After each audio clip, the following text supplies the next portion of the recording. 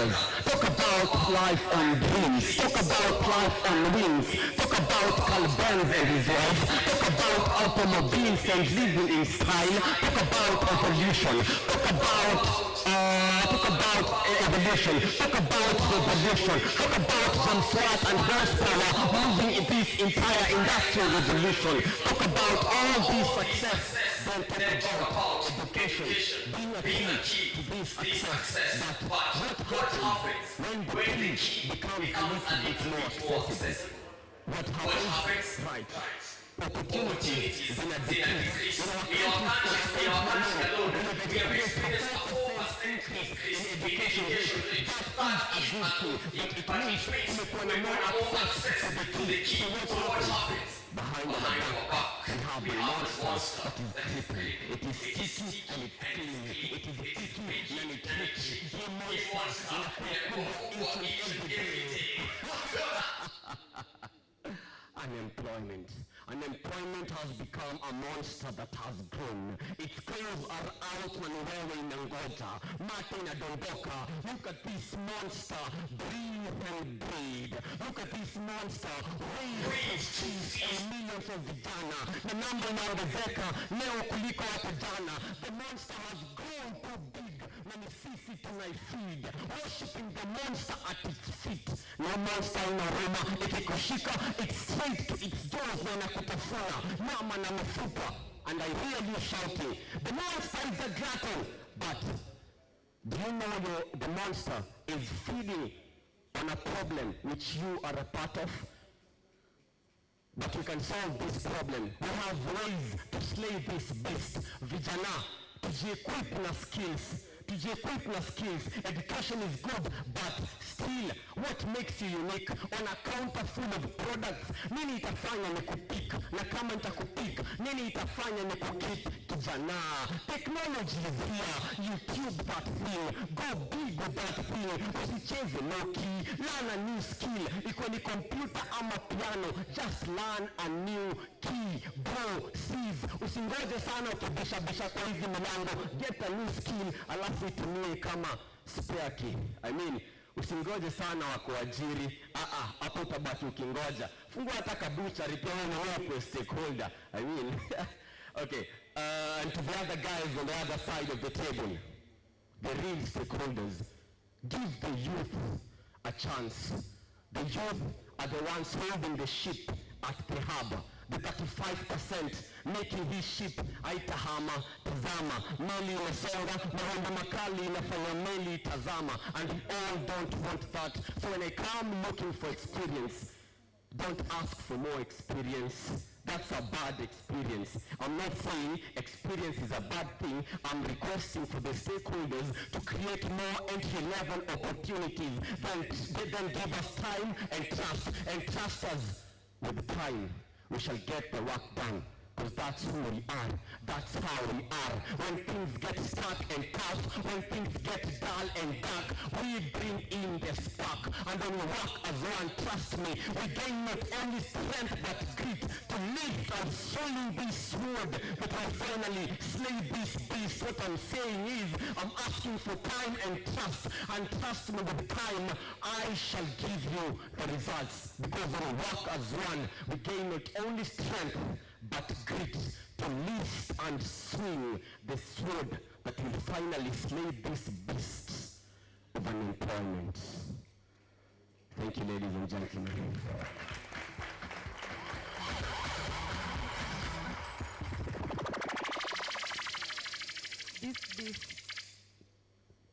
This beast that is unemployment, I love that.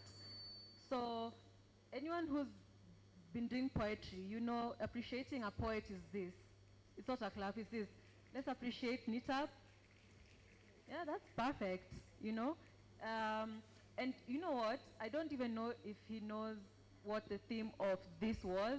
And it was the beast, which is unemployment. And slaying it is like the call to action and what we need to do after this place. So we're just not here to congregate. And the essence of collaboration, because if you had him, he said, give me time and lift me up so that we can slay this dragon that is a beast, right? So once more, please help me. Okay, perfect. So we have a few opening remarks from a few of our partners and sponsors and individuals. So I'd like to call upon Anthony from Nairobi County Adolescent and Young People Head to come and give us opening remarks. Okay. So, okay, then he's not here, so we can go to the next person. From Pendekeza Letu, I want to welcome Frida. Is Frida around? Help me welcome Frida. Makofi for Frida. Mpaka afike hapa until she reaches. Thank you. Thank you so much. Good morning. My name is Frida. I work for Pendekezo Letu. We are very happy to be part of this summit. As Pendekezo Letu, we are promoting youth employability within Nairobi County. We are running a skills development and entrepreneurship curriculum with youths from all the sub-counties within Nairobi. So for us, it's a chance to also network with other partners that are working with the same goal as us. So we are so happy to be here today. Thank you so much.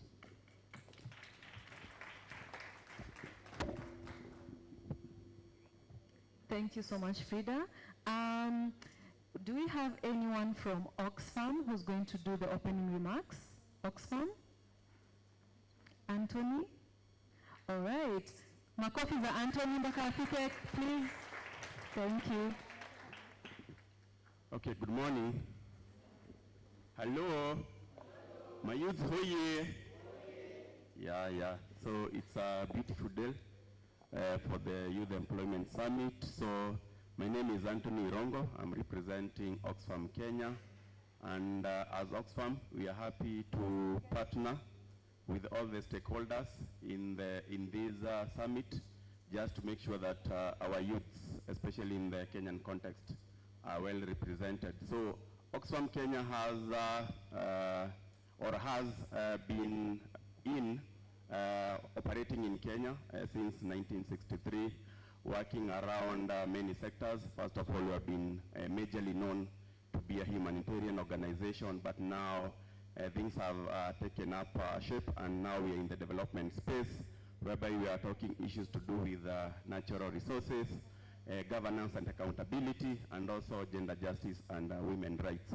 So especially for this summit, we are under the gender justice and women's rights pillar, which especially majority of the youths, majority of the population are the youths, whom are women and girls, that we work with in terms of women empowerment, economic empowerment. So we are happy to partner and see how we can be able to uplift our youths, especially women and girls, to make sure that they don't bear the brunt of all the calamities in terms of the GBV, in terms of all the issues that they go through. So for today, as a representative from Oxfam Kenya, we are happy to partner with you and journey this journey together. And thank you. Thank you so much. A good Makofi. Anyone who knows what gender equality in the SDGs, which number is it in the SDGs? You can just shout it out. It's number 5, right? And what about collaborations and sustainability? 17. So Oxfam, represents multiple SDGs, and so that's a really good partnership you should leverage, right? Do we have a speaker from Freedom Fund? Freedom Fund? Yes, Makofi, Freedom Fund as they come. Makofi. Baka afike, we have energy. Thank you. Thank you so much. Good morning, everyone. Good morning. Yes, my name is Ruth Njambi Kimani. I work with the Freedom Fund as the head of programs. I can see so many familiar faces in the room, and I'm excited to be here. I had written something. You'll allow me to read something, because I am deeply honored to be in this space. I know it's a conversation that has been quite happening in different spaces, so it has taken a bit of time for us to be here and also to gather here. So I'm really, really excited that we've had an opportunity to do this. For this Youth Employment Summit, as also with the team in AICS, like referring to it as a YES Summit, for me it is time to actually say yes to so many things. Is to say yes to the potential that we have as young people. I'm counting myself as young. Don't ask me my age, but it's youth at heart. And I believe that I still have potential. I may have not maybe realized it yet, but I just still say that it's my journey, and I have potential. So it's a yes for it. It's also a yes to a dignity. It's also a yes to building a future where I can thrive. And I'm happy to be part of that. You can imagine whatever it is, whenever you get that response as a yes, usually puts a smile in your face, isn't it? Yeah, even if you're looking for a job somewhere and the response is a yes, it's usually a very good feeling. The other day I was having a bit of a conversation with my daughter, and my daughter always says that, please mom, some days give me a yes answer, you know, because always when she's doing anything, it's a no, don't touch this, don't do this. So for me, this as a Yes Summit brings a lot of things that I'm thinking about. And even just going beyond what we have seen, what we have read, what we've heard about the huge numbers of young people who remain jobless, and just looking at the different economies that provide opportunities for us. And these are the different economies or spaces or sectors that do not have any kind of support when it comes to either structures, when it comes to, you know, legislation, and that is in the informal sector. And also a sector that is also very, very often overlooked, and that is the domestic sector, the K economy. And so that is where, even as Freedom Fund, we are very keen on that particular sector. And even with the organizations that are part of the Not Invisible Anymore that have inspired this summit, also working with the same population, and particularly children in domestic work. So for me, is looking at this as an opportunity, and for us to also say that it's a job that should not be a pathway to slavery, but a pathway to dignity. And we have seen in other countries globally where we have formalization of domestic work, such as the Philippines, and we have seen how it is possible to bring millions of people under the umbrella of fair wages, decent work, you know, and manageable timelines when it comes to work, and social protection.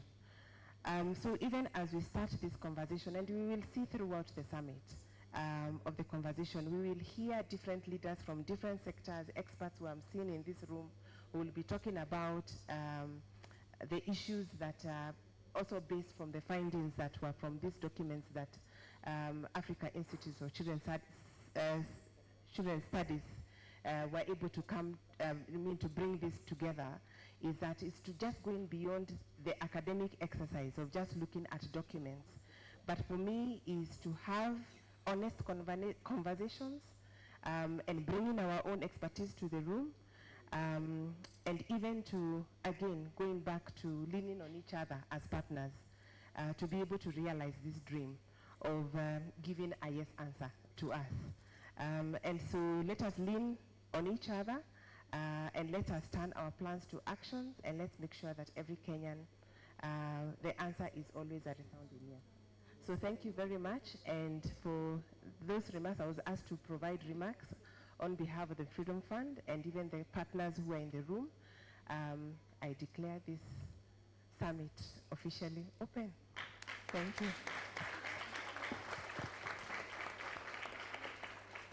Thank you so much for that. Looking lovely in green, actually.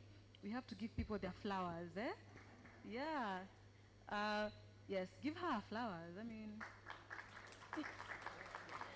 I'd still like to call a few people to give some remarks. Anyone from the Ministry of Labor and Social Protection? Ministry of Labor. Sawa sawa. Karibu sana. Claps until afike.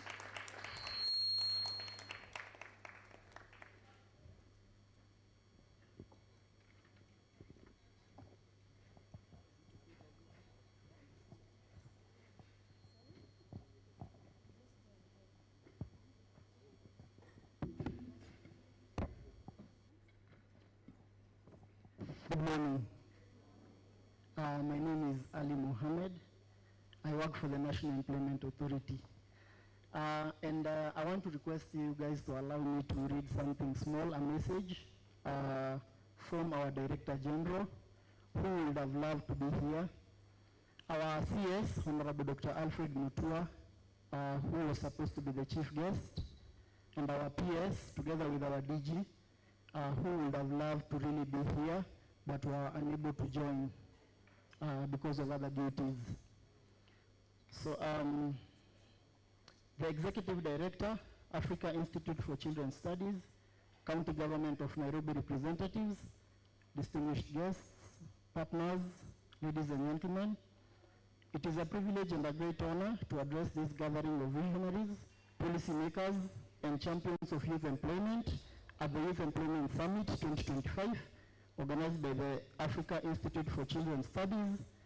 The theme of today's summit, expanding opportunities in entry-level jobs in domestic sectors, speaks directly to the heart of Kenya's employment challenge and the promise of inclusive growth. Kenya is a youthful nation. Over 75% of our population is under 35 years, and every year, approximately 800,000 young people enter the labor market. Yet, the formal sector only absorbs about 10% of these new entrants. This leaves many young people searching for opportunities, often in vain, leading to unemployment, underemployment, and frustration. The paradox is that while formal jobs are limited, domestic sectors, agriculture, hospitality, home care, services, and MSME continue to offer immense potential for labor absorption. These sectors already employ the majority of Kenyans, yet they remain informal, undervalued, and undersupported. Ladies and gentlemen, entry-level opportunities are gateways to work and dignity. They provide a platform for young people to earn an income, acquire experience, and build careers. In countries that have successfully reduced unemployment, the transformation began with creating and formalizing these foundational roles. When we invest in entry-level opportunities, we address multiple issues. We fight poverty by giving income to those who need it most. We also enhance productivity by unlocking human potential, and we strengthen social stability by giving young people hope and purpose. Today's discussions and the launch of the gap analysis and cost-benefit assessment reports on ILO Conventions 189 and 190 reflect Kenya's commitment to decent work for domestic workers and the elimination of violence and harassment in the workplace. These efforts align perfectly with government programs which prioritize job creation in agriculture, manufacturing, MSME, and climate works. The National Employment Authority is at the center of Kenya's employment ecosystem. Our role is to promote employment locally and abroad by linking job seekers to opportunities and championing decent work. We do this through provision of employment services and job matching, where we facilitate job placement, career guidance, and we connect employers and job seekers through our job centers, and our online platform, the National Employment Authority Integrated Management System. We also provide real-time labor market data through our digital platforms, and we work closely with all partners to promote ethical recruitment and ensure safe labor migration pathways, especially for domestic workers who often face exploitation. Ladies and gentlemen, the challenge is not the absence of jobs. The challenge is making these jobs decent, formal, and attractive to young people. This requires formalizing domestic sectors and enforcing labor standards, investing in skills development to prepare youth for these roles, leveraging technology to connect young people to opportunities, and engaging the private sector as job creators. As I conclude, the future of work will not wait for us. We must create it. Domestic sectors are not just fallback options. They are engines of growth and inclusion. And if we invest wisely, ensure dignity, and provide clear career pathways, entry-level jobs will become the ladder that lifts millions of our youth from vulnerability to prosperity. As the National Employment Authority, we stand ready to work with development partners, private sectors, and the youth themselves to make this vision a reality. Thank you, and let us leave no young person behind. Thank you so much, Mr. Ali. Normally, they say if you're given a microphone, you make use of it. So if you've seen, he's the only person who's gone on stage for him to be seen well. So he knows how to, make use of the space. Do we have anyone from the Nairobi County Adolescent and Young People's Head?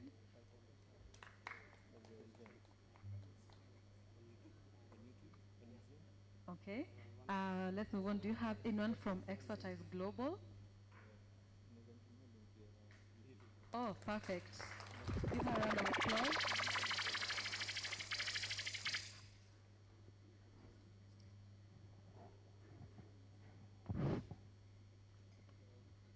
Hello, everybody.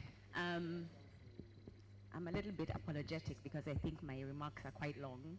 I was asked to make 10 minutes, but I hope you'll bear with me, and I hope that my opening remarks will resonate and will carry through the rest of the conference. So, good morning, and all protocols observed.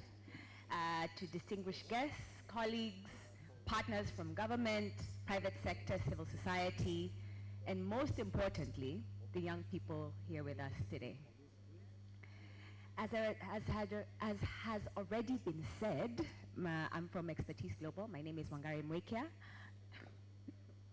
I am an Africa Fiscal Policy Economist and the Managing Director of Expertise Global. Thank you for inviting me here. I'm very excited to be part of this conversation. My work is to think about where does the money come from and how does government improve how it participates in this sector. So it's a true privilege to stand here before you at the YES Youth Employment Summit, convened under the theme Expanding Opportunities in Entry-Level Jobs in Domestic Sectors. Now, this gathering is not just a conference, it's a call to action. A moment to ask ourselves hard questions and to commit to real solutions. Because Kenya's greatest resource is not beneath the ground, it is not in our ports, it is not even in our fertile land. Kenya's greatest resource is our people, especially our youth. We know the numbers. The documents were circulated earlier in the days before. Our working age population stands at around 30 million. Young people between the ages of 15 and 34 make up over a third of this population. And yet, too many of them remain locked out of opportunities. The Federation for Kenya Employers estimates youth joblessness at 67%. That's over 2/3, right? While KIPRA highlights that 31% of young people are unemployed or underemployed. But colleagues, behind these percentages are stories, right? Stories that resonate with even those here today. The graduates sit next to you who have sent out countless CVs without a single response. Your young female cousin juggling insecure, low-paying work without protection, or your neighbor, a young man who has given up the search altogether and is sitting at home all day. And across Africa, we are seeing painful consequences. Just last week, The Guardian reported how young Kenyans, Ugandans, and Ethiopians, digitally skilled and eager to work, were trafficked to Southeast Asia with the promise of jobs. Instead of opportunity, they were trapped in cyber slavery, forced to run scams under the threat of violence. That is not only a tragedy, it's a failure of opportunity at home. And the world will not let us sleep with this new travel regime. In South Africa, newly imposed US tariffs threaten 30,000 jobs in automotive and agricultural sectors, undoing years of progress. This is why we must build strong, resilient domestic sectors that can absorb and protect our young people from such volatility. Colleagues, this is the reality we face. It has a fiscal dimension. Every young person without work is not just a personal tragedy, it's a national cost. It means foregone productivity, it means a narrower tax base, it means households under strain and greater fiscal pressure on our social safety nets. Conversely, every entry-level job created is the opposite. It's an investment that pays back. It grows revenues, fuels consumption, reduces dependency, and provides dignity. In fiscal terms, youth employment is not just expenditure, it's a strategy for economic sustainability. This is why entry jobs matter so deeply. They are the first rung on the ladder. They are where a young person learns, earns, and begins to dream, with their feet firmly planted in opportunity. When designed well, they provide training, mentorship, and a pathway to advancement. They open the doors to dignity. And this is making me remember my first job, when I used to paint windows in town for Christmas, and they used to give us 500 bob to paint their windows, and that was my window to opportunity and my entrepreneurship journey. So, and we have proof that this is possible. Here in Kenya, the Agri-Jobs for Youth initiative trained 5,000 young people in agricultural value chains, linking them to finance and markets. In South Africa, strategic investment in ecotourism and hospitality training created 1.5 million jobs. Isn't that awesome? In Ghana, access to finance for MSMEs boosted job creation by 22%. And in the Philippines, as was mentioned by the lady from the Freedom Fund, formalizing domestic work brought about 2.3 million workers under minimum wages and social protection. But these are not isolated success stories, they are lessons. They show us that youth employment is achievable with the right policies, investments, and partnerships. They show us that youth employment is not a cost, it's a fiscal strategy with measurable returns. So what do we do here in Kenya is the main question. First, government must make deliberate fiscal choices. Every shilling in the budget should be judged not only by what it spends, but how many jobs it creates. We must align training with market needs, prioritize industries with high youth absorption, and expand apprenticeships that lead to real employment. Second, the private sector must see entry-level job creation not as a corporate social responsibility or just the intern on the side, but as good business. By expanding payrolls, formalizing work, and investing in young talent pipelines, companies build competitiveness while strengthening the economy.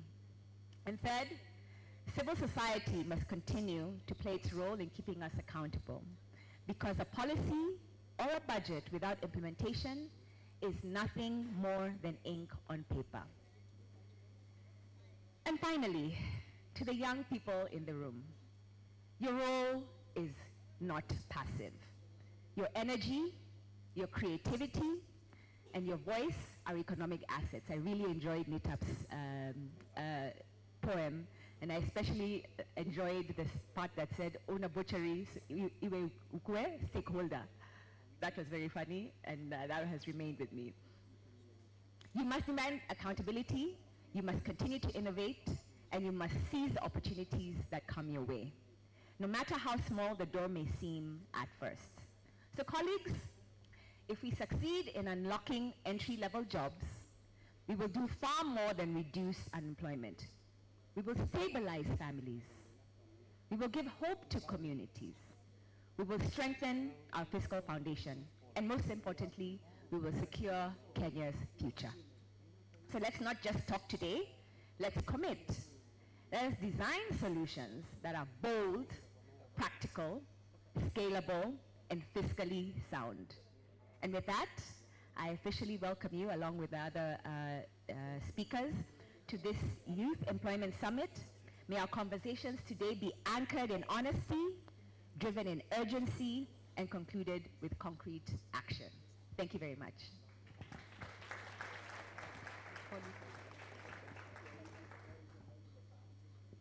Thank you so much for that.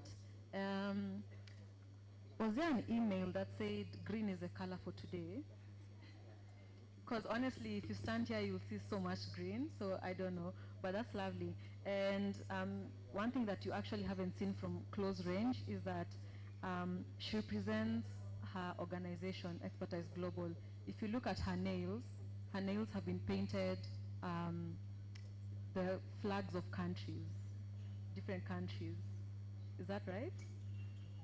Yeah. So it has the colors of different countries. And before we go to something very entertaining, let me call anyone from the Sugar Board. Is there someone from the Sugar Board? Ah, perfect. Okay, let's welcome her.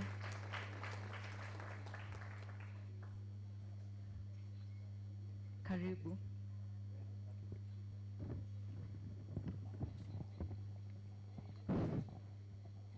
Good morning, everyone. Yeah, my name is Beatrice Awor from the Kenya Sugar Board. I'm very, very delighted to be here, part of this Noble Summit. And as we all know, youths are often left out of important conversations, and it is important to involve them because they are the key drivers of sustainability and progress, both in the community level and also at the national level. So organizing such forums shows that we are becoming proactive to create solution to the problem of unemployment, and involving these people and creating that opportunity make us to progress further. As the Kenya Sugar Board, we are not only potential employers of young people, especially at entry level, we also foster innovation and growth. Every year we usually host Sugar Industry Innovation Symposium, and we encourage young people, innovators, to come and present their ideas to the industry. This year we are yet to open our portals for call of papers from innovators. If you are youth here and you have any innovation that can bring solution to the sugar industry, you are welcome to send your papers. Your papers will be reviewed, and shortlisted candidates are usually given opportunity to present at the summit. The top 3 candidates, innovators, are usually awarded and given opportunity to incubate their innovations with the help of the Kenya Sugar Board. So I'm very happy to be here. At the Kenya Innovation Symposium, we also allow exhibition. So if you have any exhibit that you want to present, any product or service that can that you need to expose to a multitude of audience, then that is an opportunity that we create for the youth. We welcome any exhibition. It doesn't limit you to the sugar industry, because at that level you can create networks that will help you to form future collaborations. So thank you so much.